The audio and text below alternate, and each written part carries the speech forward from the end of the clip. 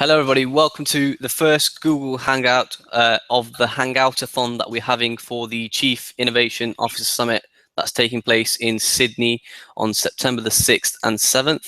My name is Ijaz Khan. I'm the Chief Organizer of that event.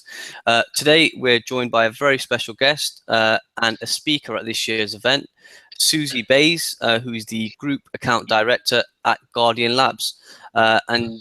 She will be discussing a little bit more about her thoughts on innovation and what she will be talking about at this year's event. Welcome, Susie. How are you? Yeah, good, thank you. How are you? I'm doing great, thanks. Yeah, so it's great to get you on for a discussion regarding the event.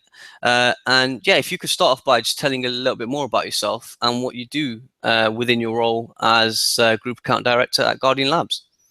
Yeah, of course. So The Guardian obviously is a digital publisher, which is relatively recent in Australia. So we've been in Australia for 3 years.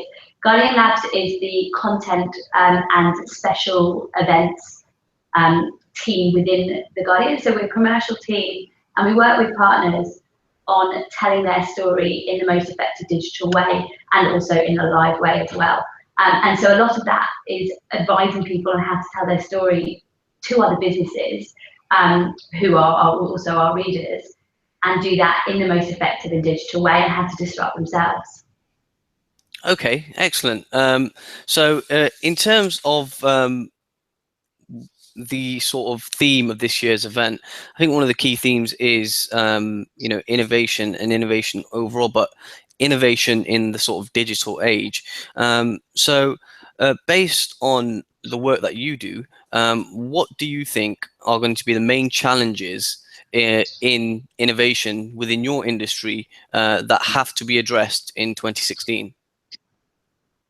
So I think the key thing about innovation, and you hear it everywhere you get, anywhere you get involved with people who are thinking about innovation, the key thing about it is that it really cannot be just a chief innovation officer and just a particular team who focus on innovation. It has to come from everywhere, because not one person can be responsible for it, and not one space can be responsible for it. Ideas can come from everywhere. And if you think about the people that have invented the world's first driverless cars, are the people that make the hangouts that we're on, and it's not any car manufacturer. It's somebody who's come at it from the technology that they have and started thinking about it in that way. That's really the key focus. It's about empowering everybody to have the resources in order to move forward and innovate themselves. So I think particularly for 2016, the part that's really interesting is that how are you going to do that if you don't have diversity through your business? And it's all very good and well to say that everyone's responsible, but if you've got all the same people through the business and you don't have any diversification through the business, then you're never going to achieve it. No, I think I completely agree with that. I think it's important to sort of leverage every single employee and the different traits that they bring, and really harness the traits that they have and bring them out to make sure that they all contributing to their own capacity to the overall sort of innovation strategy of an organization. So I think that I completely agree with you there. Secondly, what do you think are the main factors behind a successful innovation strategy?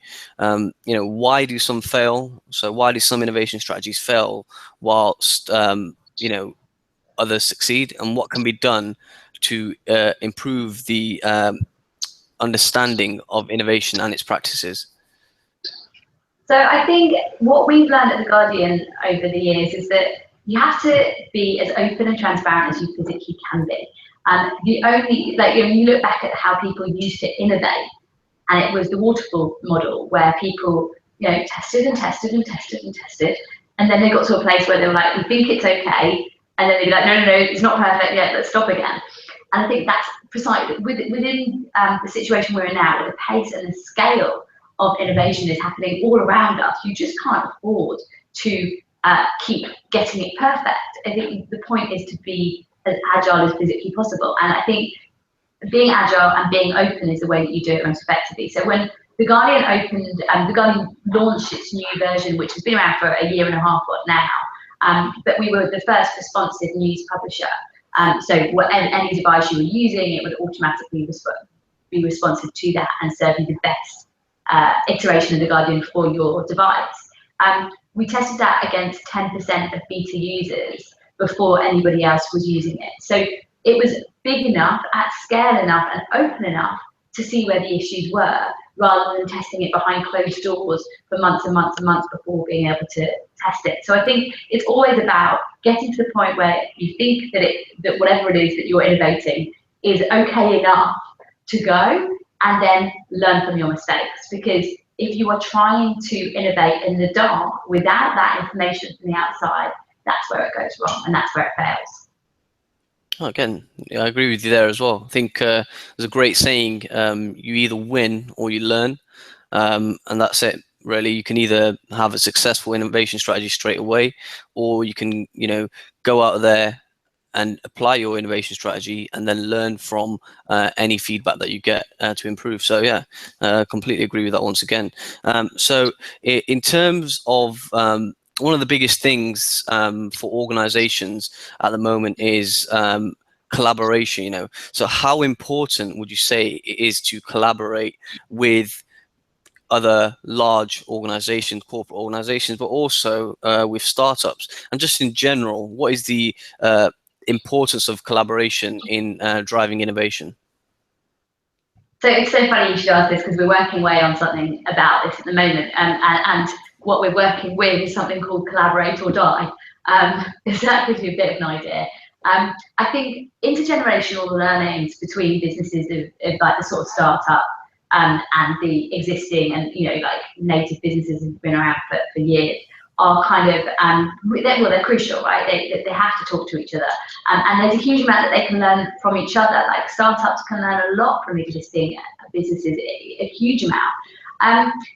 I don't think it's imperative to be working specifically with startups, but I think that there's an awful lot that they've pioneered that helps bigger businesses to think on their feet in an innovative way, and they've just created so many different processes that some of those have been adopted by people like The Guardian, that help propel their businesses forward and help them think in an innovative way.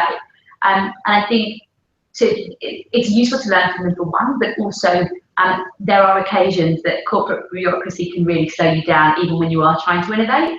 And I think it's those times when, particularly when you might be worried about something cannibalizing your own business, that's a good time to take something outside of corporate bureaucracy, talk to a startup about it, test them, and get them to test and learn and move in the space and speed that they can do. Yeah, excellent. I agree with that once again. Finally, in terms of creative thinking and ideation, we touched on it earlier where you mentioned that in terms of innovation overall, everyone has to take part, but they have to be given the resources to take part. So this brings me on to the final question. How can organizations promote how do you promote creative thinking, ideation for innovation within a corporate structure? What are the sort of the changes, what are the sort of resources that can be given to allow this?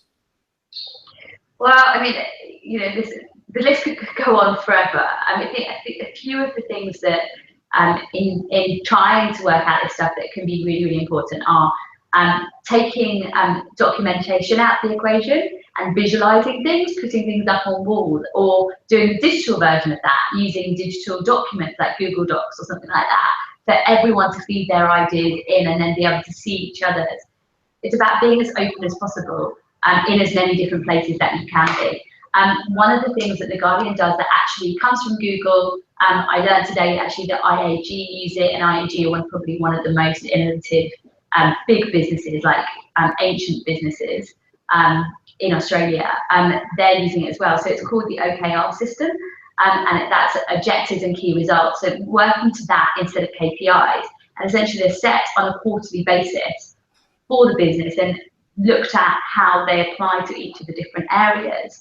And then people have agreed those goals. Everyone knows what everyone's working towards. And then they're very transparent and report back on a weekly basis within that quarter on how their sprint, as it's called, is going. So it keeps everything really open. It keeps the ideas flowing. It keeps everyone really kind of measurable and accountable, but it keeps that pace really up. So, I mean, those are just a few of the ways that I think the more open you are, and the less you have hierarchy, the more you have people freed up to speak wherever they are and to be creative, to be invited into brainstorms, to be, you know, part of that innovation process which is going on within their system. And also to have multidisciplinary teams gathering around a problem in a huddle as part of the OKR system. And all of those help to ensure that you are bringing those ideas in from everywhere. Yeah, completely agree there. We actually have IAG speaking at the event as well, so it should be sort of interesting to hear their talk as well. Yeah. I think they're amazing. What they're doing is actually, you know, really spectacular. I think it wasn't them actually. I've seen Westpac say something along the lines of how can a 200-year-old business, can a 200-year-old business think like a startup? I think that's very much what The Guardian does, and it's very much what IAG, I'm not sure how old they are, but they're certainly thinking in that way. Excellent.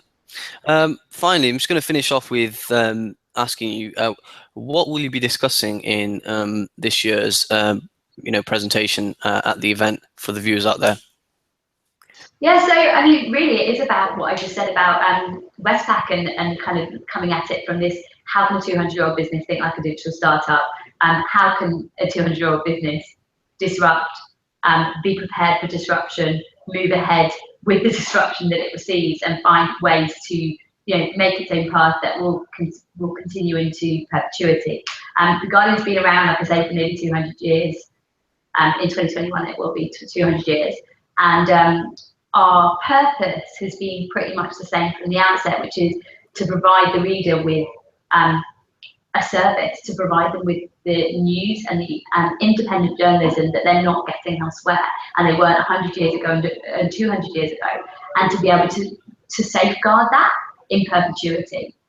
And in order to do that, to be around forever for them, we need to keep disrupting so that we are not so disrupted that we don't continue. So I think it's about our journey, about the journey we've been on and the journey that we continue to be on, but also the processes, the practices we've adopted that other people can learn from. Excellent. Well, yeah, I really look forward to seeing your talk at the event this year, and I think it's great to see that an organisation such as Guardian, so sort of not old, but in the sense that quite one of the sort of longer standing organizations, still innovating in an industry which has been completely turned on its head, the sort of media industry, newspapers industry. So, it's great to see the work that you guys are doing, and I'm sure the viewers out there will be very excited to meet you and hear your talk at the event that's taking place this year. I just want to finish off by saying thank you, Susie. Thank you for the viewers for watching, and we look forward to seeing you all at this year's Chief Innovation Officer Summit in Sydney. Thanks. Right. Thank you. Thanks, Susie.